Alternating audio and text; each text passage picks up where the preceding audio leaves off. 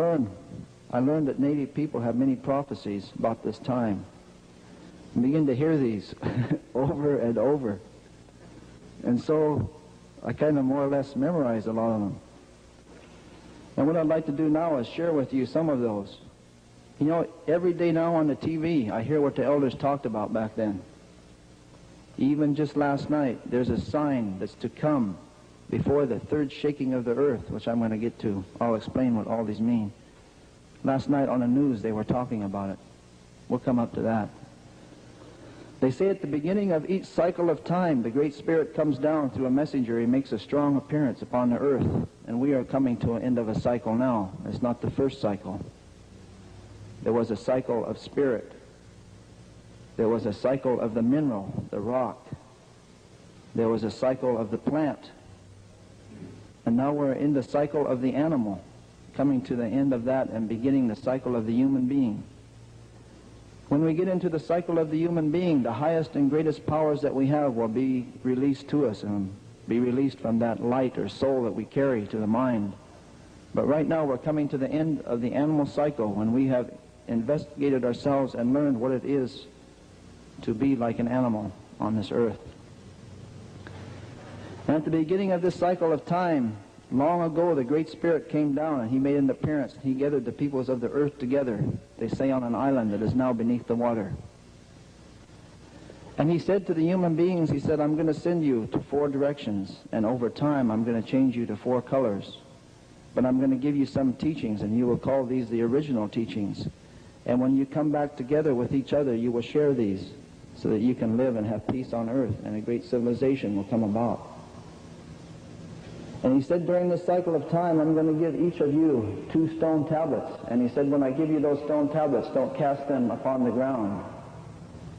Because if any of the brothers and sisters of the 4 directions and the 4 colors cast their stone tablets on the ground, not only will the human beings have a hard time, but almost the earth itself would die.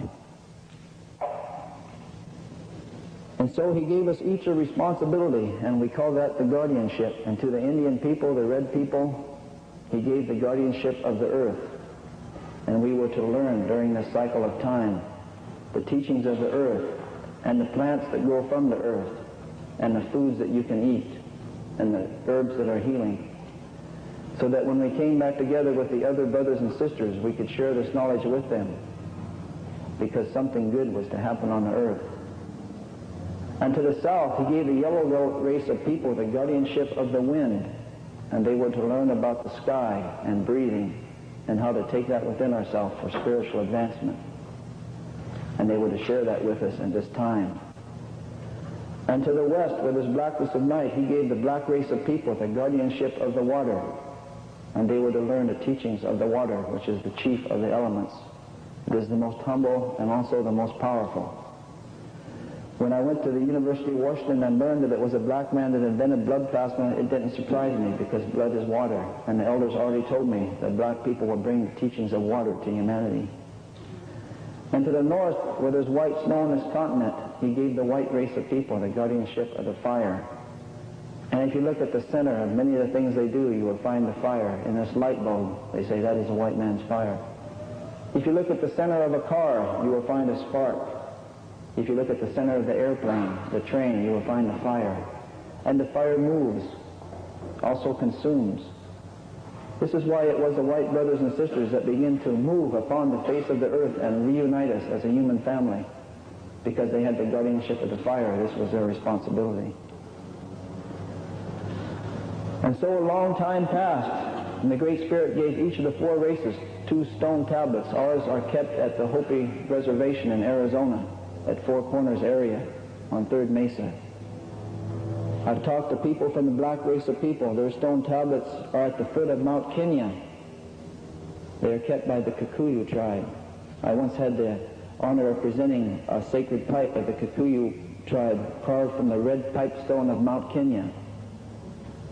One time I was at an Indian spiritual gathering about 15 years ago, and a medicine man from South Dakota put a beaded medicine wheel in the middle of the gathering, and it had the 4 colors and the 4 directions. And he asked the people, where is this from? And they said, oh, probably Montana, South Dakota, maybe Saskatchewan. He said, this is from Kenya. It was beaded just like ours, same colors.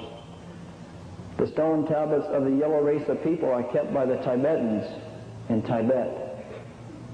And the guardians of the traditions of the people of Europe are the Swiss.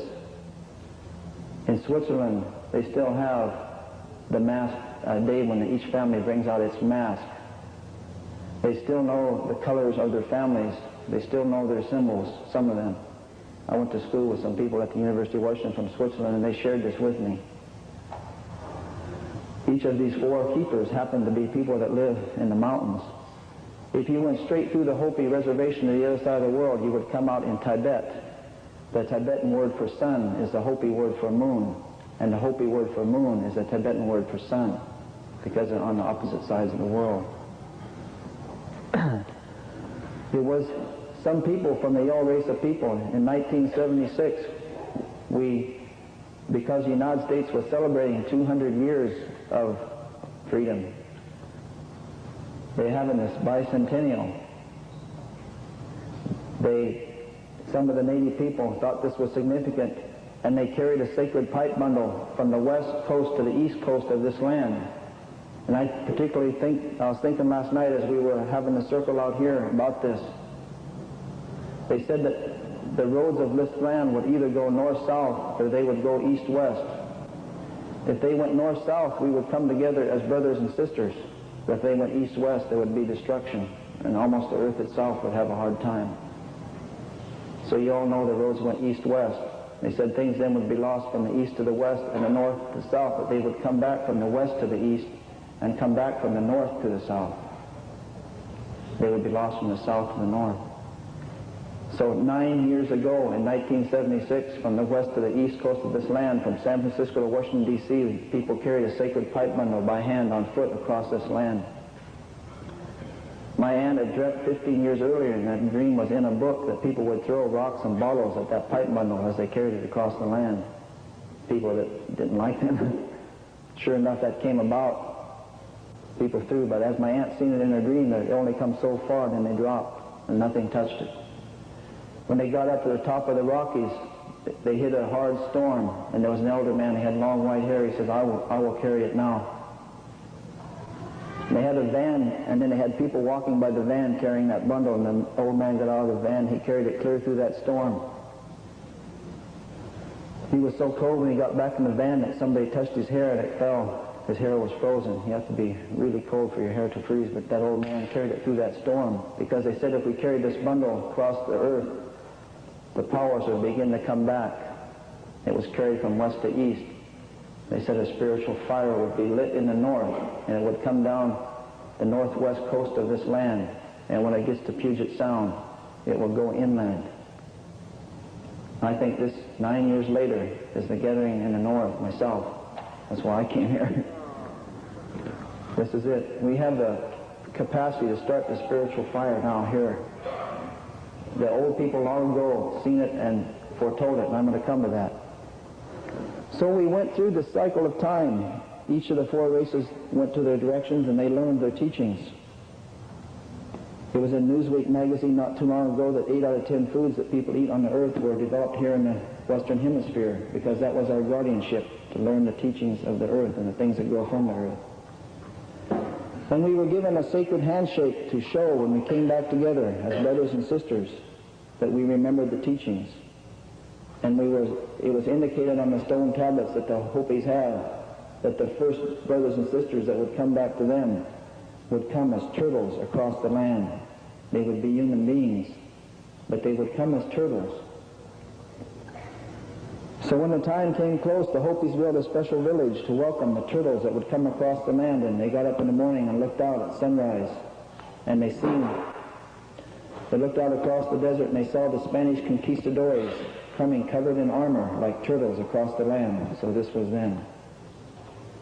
So they went out to the Spanish man and they extended their hand, hoping for the handshake, but into the hand the Spanish man dropped a trinket. And so word spread throughout North America that it was going to be a hard time, that maybe some of the brothers and sisters had forgot the sacredness of all things, and all the human beings were going to suffer for this on the earth.